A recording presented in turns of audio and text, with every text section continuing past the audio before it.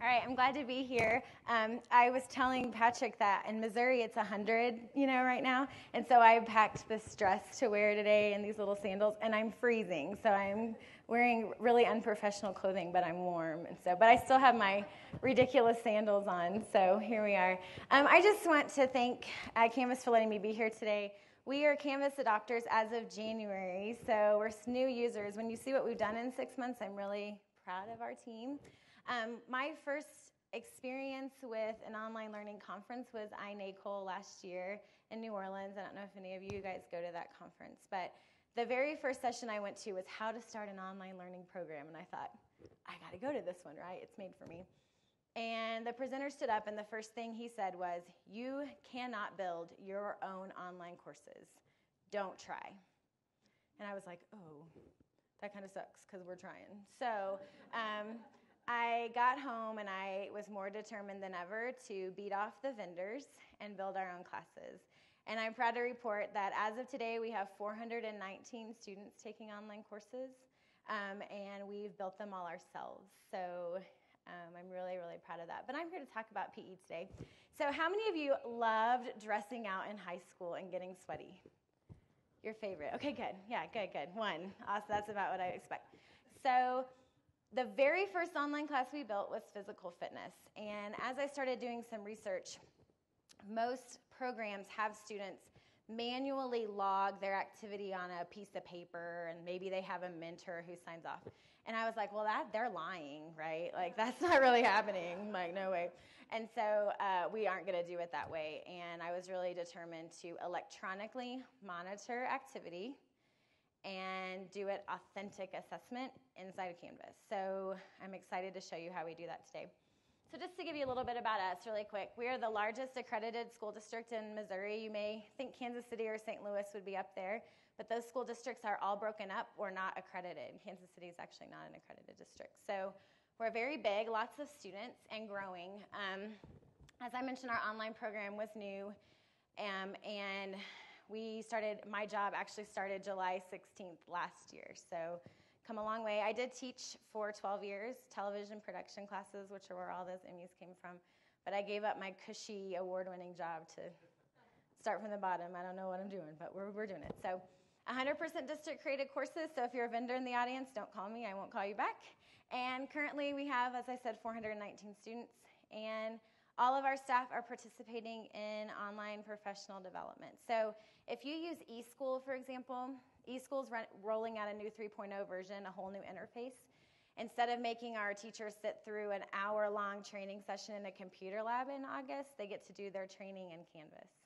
So all of our teachers are actually learners in Canvas, even if they're not using it to teach. So we're using it in that capacity. Our school district's really big on a learning model, but basically I just want to tell you, I only picked Canvas because they allow us to collaborate, communicate, and think critically. And if it wouldn't have allowed us to do that, we wouldn't have picked it. And so all of our classes have to show that embedded, and I'm really happy to say that they do. So let's talk about PE. It is the most purchased course outside of our district. So I was glad to hear the presentation before talk about districts losing money. So students in Springfield schools could go out and buy online PE from Mizzou Online High School for $325 and bring the credit in, and we took it. So how many of your districts allow that, them to purchase and bring in credit? You may not know if they even do, but they do. Many do.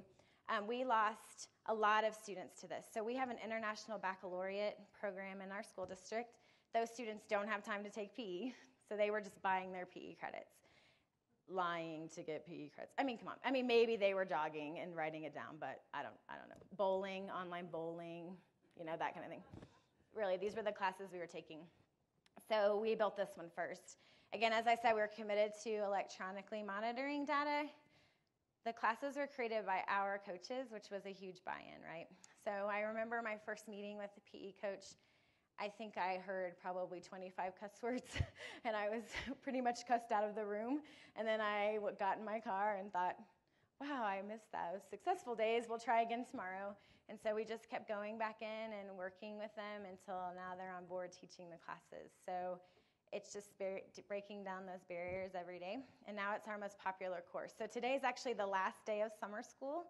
And we had 120 students taking this online class in summer school. So it works. Yay, right? And when it doesn't, I call Patrick, help me. But mostly it works. So our philosophy in Springfield Schools is same class, different mode. And I probably say that 30 times a week. Same class, different mode. We follow the same handbook policy, same syllabus. We just use a different mode. So in a syllabus in a seated class, half of your grade is showing up, right? I mean, not really exercising even. You had to dress out, check, right? You're here. And then they give 30% kind of some other assignments, and then 20% of those fitness testing, so pre-test and post-test. We still do all of those things. So the state of Missouri, MSHA, the High School Athletic Association, requires students in order to get credit in an online class to show up for a seated final. So last night was our seated fitness test, and 100% of our students showed up for it. 120 students showed up for a post-test. So if you require it, they will show up, I promise you. So our classes really have a strong instructor presence. I'll show you in a second. We use the FT7 Polar Heart Rate Monitor. Are any of you using Polar Heart Rate monitors now? Okay, so that took a little bit of a sell, but once I figured out they're exactly the same as the cost of a textbook, then we were pretty much done, right? So I think we ended up getting them for $90 plus a $40 flow link. And once you have all that together, about $130 to supply that checked out to your students. We use video demonstrations and we produce those in-house. And then students have to send a video back to their instructor lifting or stretching so we can check technique. And then we use writing assignments in a PE class. With Common Core State Standard rubrics. And I received a message from a student that said, I can't believe that we're writing in this class. I don't write in my seated PE class. This sucks. And I was like, welcome to online, friend. So I'm going to take you in the class. You ready to take a little bit of a look at it? I have a developer. She's really amazing. I stole her from a school district in Oklahoma. She worked on a different LMS. But is happy to be with us with Canvas. So this is what our classes look like. All of our classes pretty much have the same look. We just change the banners. I'm asked a lot by Canvas users. Linda sends them my way. How do we get our classes to look like this? So all of these banners are built in Photoshop, even the line, and just brought in using tables. So you can make your classes look a lot cooler doing that. We also purchase an image service, 123 RF images. And that allows you to buy images that you're not just stealing online, because that's stealing, right? And they're really sleek and cool and modern. So that's another service that we use. But all of our courses start with a big green button. So they just go to start and they know that that's where they'll get going. So as I was telling you, we have a big, strong instructor presence. All of our students are required to come to a face-to-face orientation where we teach them Canvas and they meet their teacher. That orientation session lasts for 1 hour. So in 1 hour, we teach them the basics, they meet their teacher, and parents come to that too. And that's where they sign syllabus, and they know we're real people, and we're there to help them, and I think they feel a lot better after that. So this is Coach Elam. I'll just let her introduce herself for a second. I'm not sure how loud this will be. We'll see. We'll see if I have audio. We'll see if it loads. Maybe. I swore the internet problems wouldn't affect my presentation, but maybe they are a little bit. We'll try to load it again and see if it's happier. If not, we'll just move on. But this is just a welcome video when she says who she is, and I'm a real teacher, and I'm here to help you. So we'll skip past it. We'll come back if we have time. So the students also introduce themselves with a paragraph, so just like they would in any online class. So you can see they write pretty lengthy comments. I think I was getting a little burnout as an online learning coordinator about 3 weeks ago, and we held that was probably about a month ago, when we held our orientation for our summer.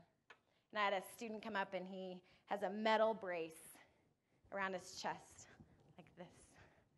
And, I might too.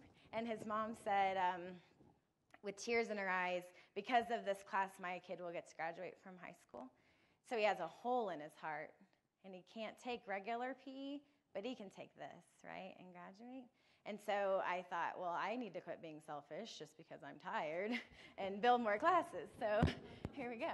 so this is another student, Lauren, had foot surgery, was an athlete, now can't do regular PE and is on online PE and feeling bad about herself. So I think there's a big myth that online PE is going to take coaches' jobs, right? You're going to take my job, and then I won't get to coach football. And well, I want you to coach football. So be an online teacher, number one. I'm not going to take your job. Come work for me. But number two, we aren't taking your athletes, those of you who love PE, out of PE, right? If they love PE, they're still going to go to PE. So this is for kids who need it, who really, really need it. So most of the students in it either have a physical limitation or are gifted students who want to take more honors classes. So, ooh, that's not good. Now I lost my Wi-Fi or my internet. That's okay. I have a secret, and I'm going to use it. They told me their internet was better than mine, but I should have not believed them. You did lie. I should have stuck with my own. But that's okay. I'm staying in this hotel, so I win. Mm-hmm. Now you all can see where I'm staying.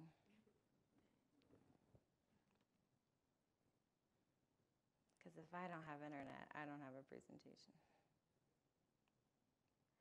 But we do now. Okay. Sorry, friend. I'm going to use that one. Okay. I think we're going to be in now. All right. No, we're good. We're back. Yay. Okay. So that's the writing assignment. Then we walk them through how to use a heart rate monitor. If you haven't used Polar or some other, I don't work for Polar. I don't care if you use them. Find someone else. But they have how-to videos, so don't make your own. The kids just watch how to do it. So I'm going to just show you how it works. They get a little box like this, and then what we did was we went ahead and assigned all of the students using our Google Apps account, a Gmail account that's assigned to this heart rate monitor so we can clear it at the end of the semester. So don't let them set up their own accounts. You set it up for them. Then you can clear their data. So they get a watch that is like this, and they wear it when they work out. And they also get a band that they wear underneath their clothes. And these bands are about $20 to replace, but you can wash them. So we've been replacing them instead of making kids reuse them semester after semester. Because even if you wash it, that's kind of gross. I don't know. I wouldn't want to wear it. So this is the part that actually works on the heart rate monitor. So they just put it on underneath their clothing right by their heart. And then they turn their watch on, and they work out, and it's really cool. So then when they get done working out, they take this. It's called a flow link. They attach it to their computer. They take their watch, and they set it like that. And it uploads into Polar Personal Trainer. And I'll show you how we put it in Speedgrader, and it's super cool. So no more I worked out, right? No more getting credit just for showing up. So we're piloting this in the fall in a seated PE class. That kids are going to start wearing these while they're working out in a seated PE class and uploading it to Canvas. So actually monitoring a workout and not just monitoring, did you change your shoes, right? Like, did you actually work out? So, and I don't really work out. Like, let's not get crazy. I don't, but we want them to. So, all right. So, just to touch on a couple other things we do before I actually show you the upload. We, as I mentioned, we have them write.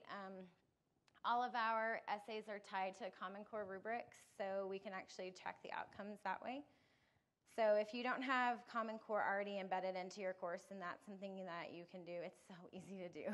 So if you get with your account manager, they can push in the Common Core, or we just typed them in off their website. I mean, it doesn't take any time for you to do it. So the other thing that we're doing is we're creating demonstration videos for the students. So we gave them a little at-home gym.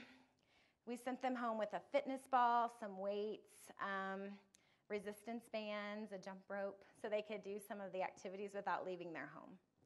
We don't want them to feel like they have to join a gym or anything like that. So they leave our orientation with about $300 worth of equipment, but they check it out and we get it back. So it's about the same as you would keep a PE class running anyway. We weren't buying anything extra now, they just take it home. So I hope this will load, because these are kind of cool. Bench press with the bar. It's important so to we made these. Wide enough so that when you bring the bar down, your elbows are at 90 degrees as you lightly touch the bar to your chest. So that's actually a coach that cussed me out the first time in my demo video now. That is done on a stability ball. and you're So bringing what your she's showing is triceps a down to the ball modification and then using the going up. equipment that we sent This them is home another with. modification with a resistance band doing So- one arm bench press. So we showed them When what doing to do as if squats, they were keep your in lower back locked out and your actual chest out big, which will class. help you sit down behind your heels then what we because you could want to do keep if your we sit with the knee equipment. behind your toe. Here we have So technique is a really big concern in our PE teachers. How do we make sure that they're doing it correctly? So what the students had to do in a discussion board is post a video of themselves doing the lifts so that they could check technique.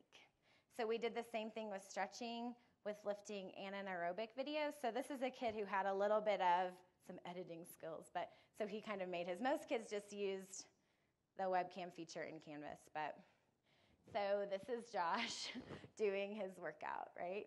And so then the coach was able to message back, keep your arms up a little more. So that's how we check technique. So you can see on the discussion board, all of the kids have them. Now, here's a little warning. I want you to know. Tell the kids to be careful what they're wearing when they're working out and recording themselves, right? Because they're like leaning into girls are like leaning into their webcam and you're like, okay, well, or they're recording in their bedroom and there's a lot going on. So that's something as we moved forward, we put a little line, please wear appropriate attire and watch where your webcam is. Like girls stretching at the camera and like, it was kind of crazy. So that's the only little warning I would give you. So it was a little awkward. All right, so that's how that worked, and that works really great. So, yeah, the boys love that class, right? They're like, wow, this is cool. All right, so I want to show you kind of what the calendar looks like for this class. So we assign the activity hours on, I can't do it, I'm in test student. Well, we'll get out of him. We assign the activity hours on Mondays, and they upload assign activity hours on Tuesday, they upload on Monday. So we say you have 6 hours of activity for the week. You upload it Monday, and then Tuesday starts your new hours. So they upload once a week. And the cool thing about this watch is it will store as many workouts as you've done. So you don't have to do it each time you work out. It'll upload it if you worked out 20 times and then go in. So we don't care if students do all of their activity in one block. We just want them to get their heart rate up. So the boy with the hole in his heart, right? He can walk for 10 minutes at a time. But he's going to get his 6 hours in. It's just going to have more uploads. So we don't really care, which is why when I show you, it looks a little different for every kid. So they upload here.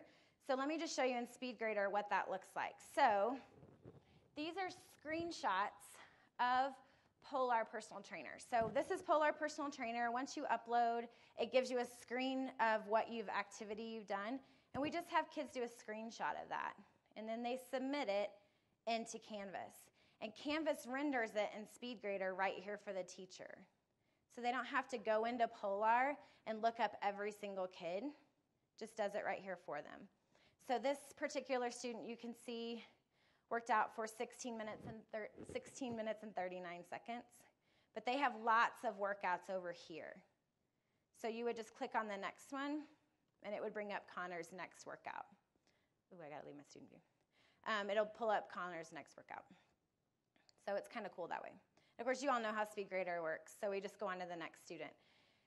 Now, what I really like is Molly, this is one of our coaches, just the accountability and feedback she gives them. So I counted 5 hours and 15 minutes, right? Oops, you didn't get your 6 hours in. So they really, really watch it. They also set goals for the students. So, it might be, I noticed you don't have your heart rate up the whole time, or I notice all you're doing is playing basketball. Have you considered a different activity? So what Polar allows the student to do is go in and put what activity they did. So this one says, if you can't see it, I went on a walk with my dog. I walked the roads around my house, which are hilly. I walked at a moderate pace. So it's giving students credit for living a healthy lifestyle, not for showing up to PE class, which I know if you're a coach in the room, that hurts your heart, and I don't want it to hurt your heart, but I want to teach lifetime fitness, and this is showing them that I got up and walked my dog, and look, my heart rate was up. And that's real world, more than some of the other things. So Okay, so let's see if there's any other ones. Does this make sense to you guys, how they screenshot it and just submit it? And some of them do it in a Word doc, and they put them all together, which we appreciate, right? But we don't care if they do that. I mean, it doesn't matter. So this particular student, in order to get 6 hours of workout in, had this many different workouts. And so the teacher says, you have way over your required time for this week, you know.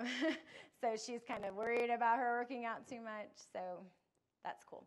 One of the reasons I got coaches on board was letting students wear heart rate monitors during practices. So the football coach was really excited that his football players could get credit if they were wearing the watch during practice. Except there's a problem with wearing a watch during football practice, right? So I want you to know that the watch needs to be turned on, but you can set it over to the side. It doesn't have to be like on your person. They just have to wear this. So as long as they put on under their jersey or whatever and maybe tape it for if you're worried about them getting hurt.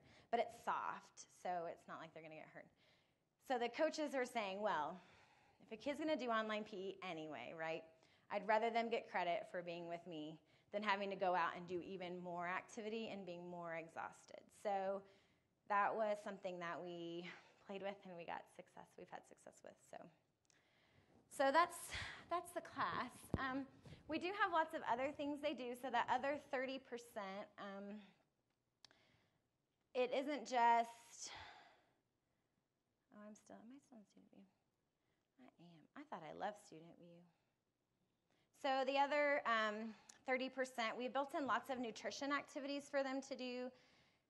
So this is what the back end of the class looks like. Our kids never see the back end. We actually hide modules from them. So they just progress through the class by clicking next at the bottom. We lock all of our classes with a prerequisite, so you have to complete the assignment before you can move forward. This really increases student achievement, right? Because they can't just bounce around and do the assignments they want. They have to do them all. And we thought we'd get some resistance on this, and we don't. Like, the kids really like it. So, but they do other things. We talk about safety and etiquette. We do a whole unit on building bones and muscles. And the students they go back to that lifting video they made and identify what muscles they were working out. So I feel like we've created a really powerful, authentic class here, that teaches real-world fitness, and they end with doing a diet and fitness plan that they then present and collaborate on with each other. They also collaborate around a circuit workout.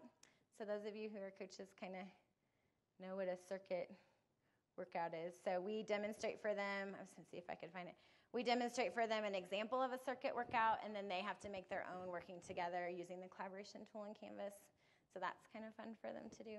So I just have a few minutes left, but do you guys have any questions about what we're doing? Yeah. I have 2 questions. Sure. What do you do if it falls behind, since it's so time-based and then runs out of time to complete everything? And what's to keep a student from giving their heart rate monitor to somebody else to wear? Okay, so I'm going to answer her second question first. Her second question was, what keeps a student from giving their heart rate monitor to somebody else? And I'm glad you brought this up because I forgot to mention it. So they did a post-test last night. The state of Missouri also requires a pre-test. So they came in for a pre-test, and that's the night they got their heart rate monitor. So heart rate monitors are set by height and weight and target heart rate, and we do all that the night of the fitness testing. So it's actually to that kid. So unless you have somebody who's exactly your height and weight and your target heart rate, which is virtually impossible, the watch actually won't work. It'll just keep giving them an error message. So it's just kind of great. Again, credit for working out, right? Not for showing up. It's brilliant. So then her other question, then I'll go to you, was what about when kids get behind? So it is time-based, but it is selective. It is that selective release, so you have to work through each module. But honestly, if I notice a kid's behind, they're so far behind at that point, I can open all that up for that, for them, and the other kids have already gone through it. So I'll say, just skip those assignments and catch back up where you are. If they get behind on fitness, logging their activity, they'll have weeks where they'll have to do 12 hours to catch up.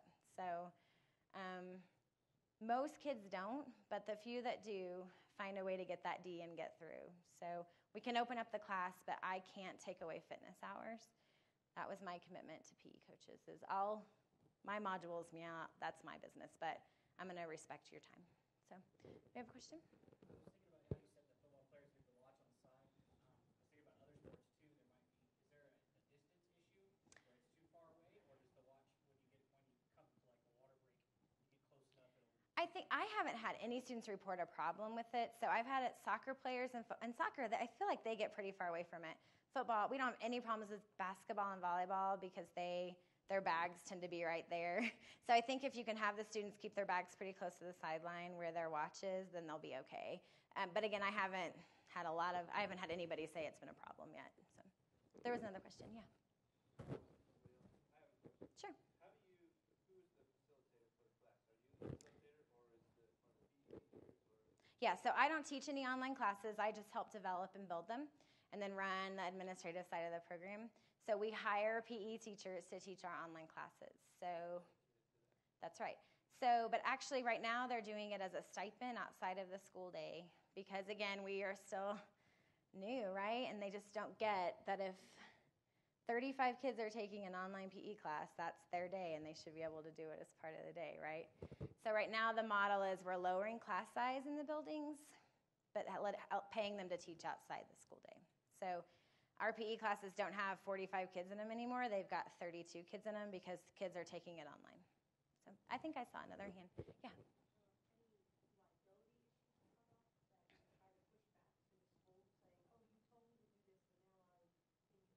Sure. So she asked about liability issues. So we have them, remember, same class, different mode. And I feel like our school lawyers are so happy that that's our motto because we follow all the same procedures. So they sign the same PE syllabus they sign in a seated class, the same type of waiver.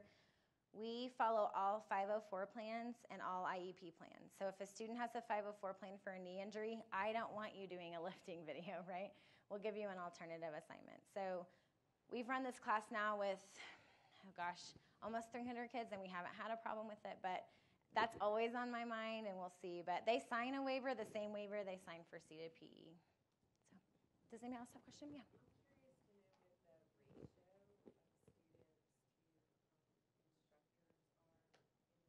just on a per class basis, but does one instructor have 3 sections of 30 kids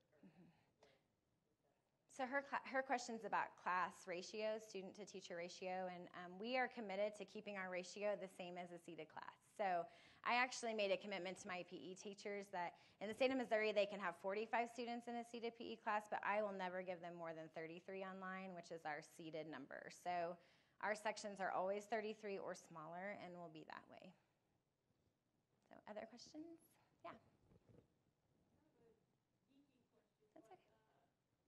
How do you handle, because you're using the Polar stuff and you're going to their personal fitness website. Mm-hmm. How do you handle the age and the management portion of that? Because the kids, especially for the younger kids, they can't just go and sign up for stuff. Right, so we don't have them sign up for anything. We do all the sign up. So when I make those Google accounts, I actually go in under each Google account and assign the watch the serial number to that account. So all the student has to do is download the FlowLink software. They never actually even really get into Polar, like as far as logging in and all of that. It just pops up on their screen and they take a screenshot of it. So we manage it on the back end, and I'm not going to lie to you, that takes time. But it's probably a full day of work for me to clear 66 watches and reset them for the next semester. So, but that has worked for us because we have freshmen who take this class, incoming freshmen who are 14, right? And so, but Polar doesn't have you must be 18 and up. And they also have an education division, which is who we work through with Polar.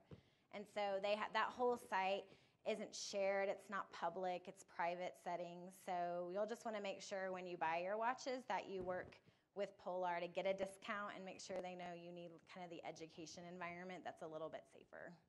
Because this is used for marathon runners. Like lots of people use these for different reasons. So, and they have challenges and stuff, but our kids don't see any of that. Yeah. What would you say your limit would be? So currently you said 66, so you have 2 courses This summer we do. in the summer. So